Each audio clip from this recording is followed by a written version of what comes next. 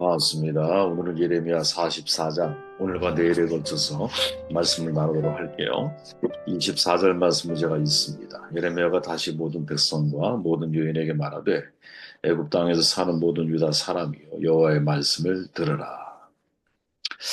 구약 성경에서 자신의 소명부터 생의 마지막까지 삶의 모든 것을 세밀하게 기록한 예언자 중에 한 사람이 바로 예레미야죠. 이 예레미야는 유다의 멸망이라는 격변의 시대를 살면서 요시아 왕에서부터 시드기야 왕에 이르기까지 아시리아의 멸망과 바벨론의 발흥을 목도하였고 이후 이어지는 유다의 멸망 과정에서 즉 격변의 시대 속에서 예루살렘의 함락 또 총독 그달의 암살 그리고 애굽으로 망명을 떠나는 사람들에 의해서 억지로 애굽에 끌려가서 이제 마지막 설교를 한 후에 활동을 마감했던 예언자이죠. 그래서 이 44장이 사실은 우리에게 되게 중요한 의미가 있는 그러한 장입니다. 본문인 예레미야 44장은 7장에 기록된 성전 설교와 더불어서 가장 예레미야다운 설교라고 말할 수 있는데요. 더더욱이 그의 생애 사역 가운데서 마지막 선포된 설교라고 생각을 해보면, 이 선포 속에서 우리가 예레미야의 마음을 깊이 이해할 수 있지 않을까. 더더욱이 예레미야가 정말 일관되게 유다 백성들에게 하는 메시지가 무엇인지, 또 그 메시지를 전달하고 있는 예레미야의 마음, 태도, 마음과 자세가 어떠했는지, 이 자체가 사실은 우리에게 전해지는 중요한 교훈이 있다라고 생각합니다. 예레미야 44장에서 바빌론으로 피해 애국으로 피신을 갔지만 아직도 하나님의 곁으로 돌아오지 않고 우상을 숭배하고 있는 이 유다 백성들을 향해서 그들의 잘못을 지적을 하고 하나님께 돌아오기를 간절히 바라고 있는 선지자의 마음이 잘 나타나 있죠. 여러분도 읽어봐서 아시겠지만 그렇게 이 44장을 우리가 제대로 이해하기 위해서는 예레미야의 시대적인 정황과 말씀 선포의 배경에 대한 선 이해가 우리에게 있어야 된다고 저는 생각을 해요. 예레미야는 주전 627년에 하나님께 소명을 받고 말씀 선포를 시작을 하죠. 초기에는 요시야 왕 때였어요. 요시야 왕이 유다를 다스린 지 13년째 되는 해인데 종교개혁 5년 전의 상황이었죠. 요시야 왕이 종교개혁을 단행했던 주전 622년 이후 예레미야는 요시아의 종교개혁을 전폭적으로 지지하며 적극적으로 거기에 가담을 했죠. 이때가 바로 예레미야 인생의 최고의 황금기다라고 표현할 수 있을 거예요. 하지만 주전 609년에 요시아 왕이 이집트에 바로 느고에 의해서 전사하게 되면서 그 유명한 갈그미스 전투에 이어진 사건이죠. 종교개혁의 아문이 들어오기 시작을 하죠. 이제 황금기가 사라지고 암흑기가 시작이 된 겁니다. 이러한 우려는 곧 현실이 되어서 요시아 뒤를 이어 왕이 된 여호아스가 석 달 만에 바로 누구에 의해서 이집트로 끌려가게 되고 그 뒤에 왕에 오른 여호야김이 이 요시아의 종교개혁 정신을 다 버리고 문하세 당시의 상황으로 회귀하는 반종교 개혁을 단행하게 되죠. 그죠?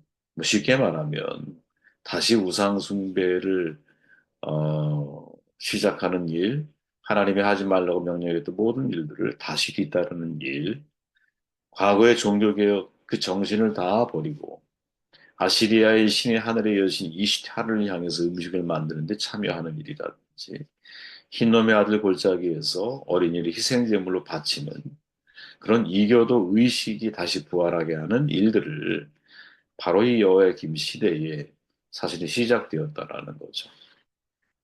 그리고 시드기야 시대에 와서는 유다의 조정이 친바벨론파와 친애굽파로 나뉘어 갈등을 하게 되면서 이 싸움에서 친애굽파가 우세해지잖아요.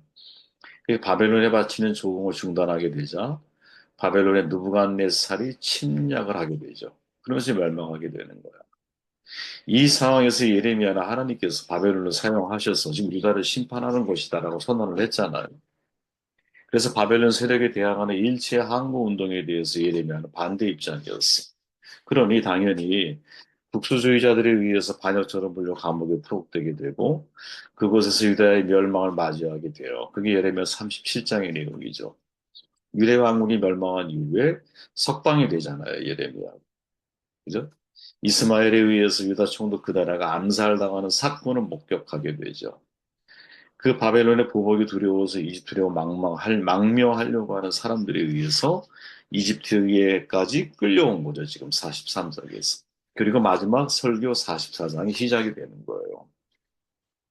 그렇게 이 마지막 44장의 내용은 어떻게 보면 예레미야의 입장에서는 여러분, 자기 인생의 대단원의 막을 내린 너무나 중요한 메시지가 이 속에 담겨져 있을 수밖에 없는 거죠.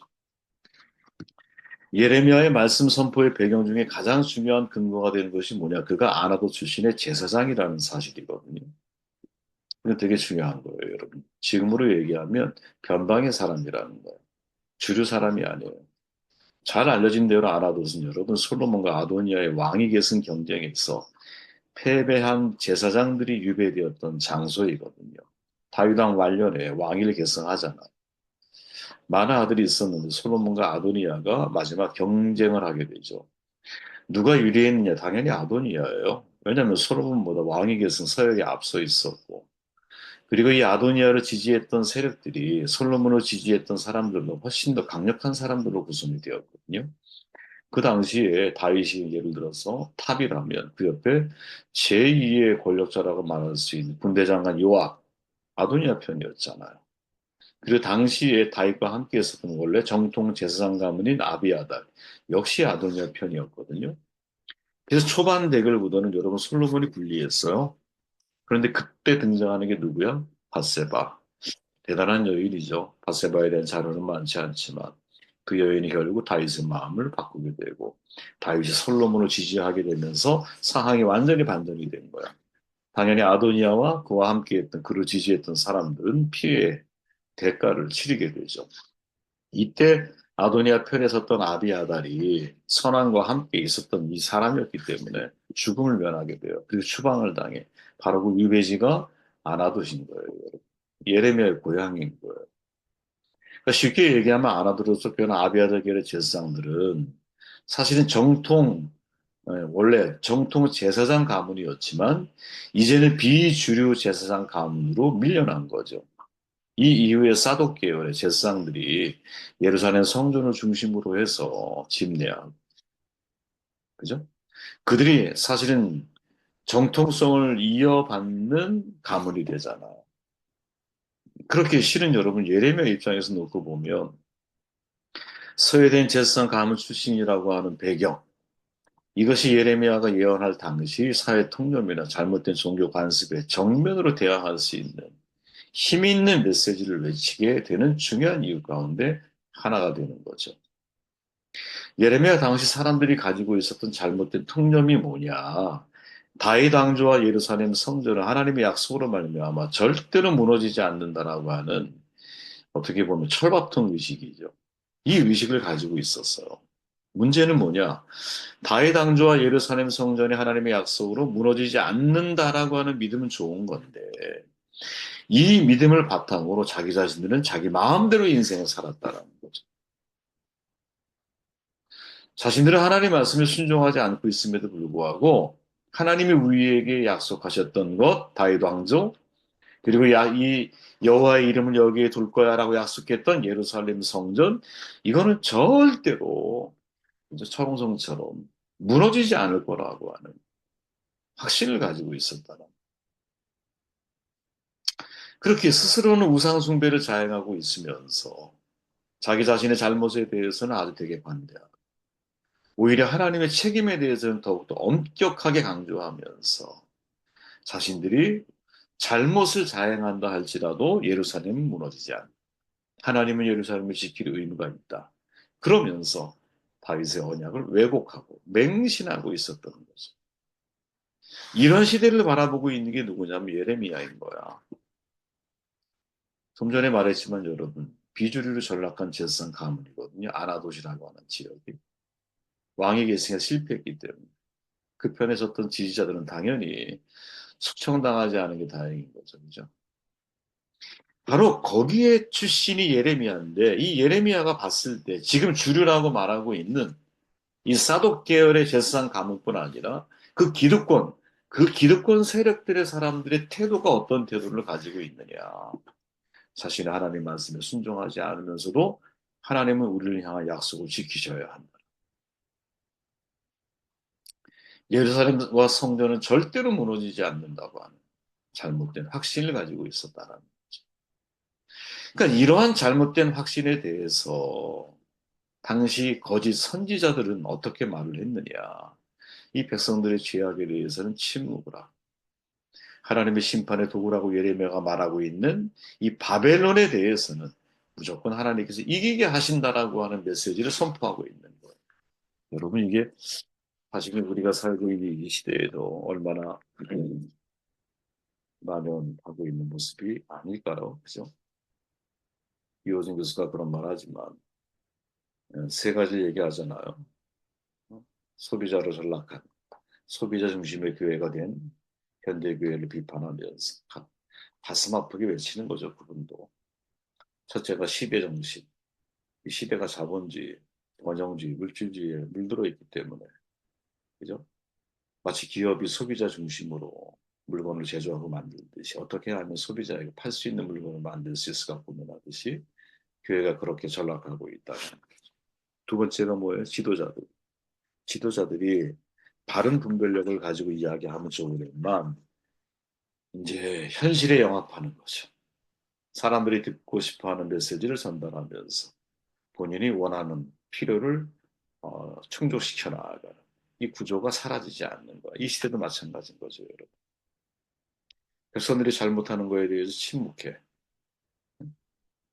그리고 무조건 바벨론에게서 하나님이 우리를 이기게 하신다라고 선언하고 있어.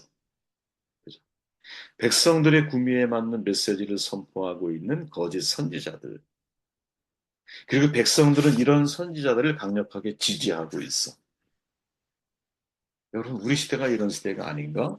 진짜 항상 여러분 냉철하게 우리가 돌아봐야 된다고 봐요. 그 속에서 예레미야가 어떻게 하나님이 주신 말씀을 전하고 있는 거죠.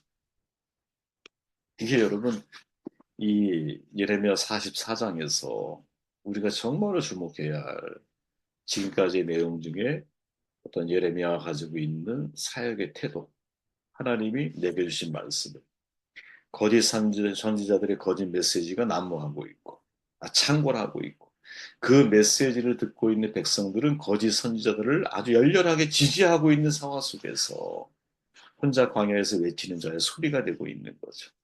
어떻게 하나님께서 내게 주신 말씀을 그들에게 전달하는 모습을 통해 이게 여러분 우리의 모습이 되어야 한다는 거죠.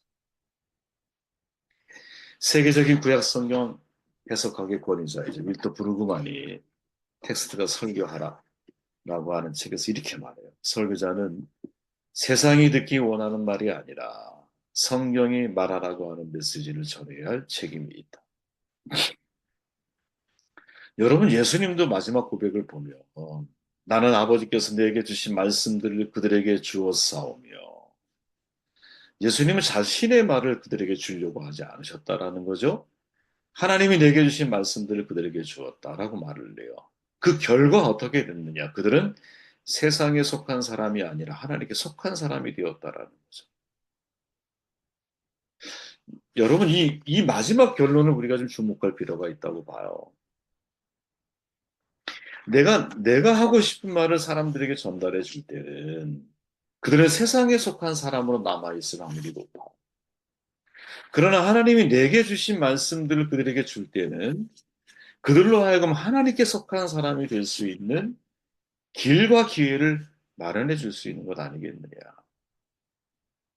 여러분, 에스겔 3장에 보면 에스겔이 하나님 앞에 사명받는 장면이 나오거든요. 세 번역으로 제가 한번 읽어볼게요. 이렇게 말해요. 그가 또 나에게 말씀하셨다. 사람아, 너에게 보여주는 것을 받아먹어. 너는 이 두루마리를 먹고 가서 이스라엘 소수에게 알려주어라. 그래서 내가 입을 벌렸더니 그가 그 두루마리를 먹여주시며 나에게 말씀하셨다. 사람아, 내가 너에게 주는 이 두루마리를 먹고 너는 배를 불리며 너의 속을 그것으로 가득히 채워라. 그래서 내가 그것을 먹었더니 그것이 나의 입에 꿀같이 달았다. 그가 또 나에게 말씀하셨다. 사람아, 어서 이스라엘 족속에게 가서 내가 하는 바로 이 말을 그들에게 전하여라. 나는 너를 이스라엘 족속에게 보낸다. 어렵고 알기 힘든 외국말을 하는 민족에게 내가 너를 보내는 것이 아니다. 자, 예레미야 선지자의 책임은 여러분, 이 3장 1절 이하에 너무나 자세히 소개되어 있는데, 정도를 보면 이런 거죠. 하나님께서 그에게 주신 말씀을 에스겔이 받아먹는 거. 하나님께서 먹여주신 말씀으로 배를 불리고 속을 가득 채우는 것. 그 다음 이스라엘 족속에게 알려주는 것. 어렵고 힘든 말이 아닌 하나님이 주신 말씀을 그대로 그들에게 전하는 것. 여러분, 이게 정말 모든 설교자들이, 이 시대의 지도자들이 들어야 할 중요한 메시지가 아닐까. 먼저 우리가 하나님 말씀을 받아 먹어야 되죠. 그리고 그 하나님의 말씀으로 우리의 속을 가득 채워야 돼. 우리의 속을. 그래서 입을 열면 내 이야기가 아니라 하나님의 말씀이 나와야 되는 거죠. 어렵고 힘든 말을 하면 안 돼요. 물론 여기서는 이방인을 대상으로 너를 이방인으로 파송한 게 아니야. 이런 의도에서 이야기를 했지만 그런데 어렵고 알기 힘든 이 말을 우리가 다시 좀 뭐랄까요? 확대해서 해석을 해보면 사람들에게 어려운 말 하려고 하지 말고 그죠? 하나님의 명료하고 간단한 진실을 전달하려고 해야 되지 않겠는가. 마지막 예레미야의 44장에 들어있는 마지막 설교를 보면서 첫 번째로 야, 예레미야는 시대의 어려운 상황 속에서도 하나님이 주신 말씀을 그 주신 말씀을 사람들에게 전달하려고 애를 썼고 그의 마지막은 어떤 모습인지 알지 못해요. 예, 소개되어 있지 않아요. 하지만 애굽에서의 예레미야의 삶이 참 녹록지 않았을 것이라는 사실은 예상이 돼요. 그럼에도 불구하고 처음부터 마지막까지 거의 30년을 일관되게 하나님 앞에 하나님 말씀을 듣고 그 말씀을 전달하는 인생을 살았던 예레미야가 우리가 정말로 귀감삼아 본받아야 하는 어떤 신앙인의 표상이 아닐까 하는 생각을 해보게 되었습니다.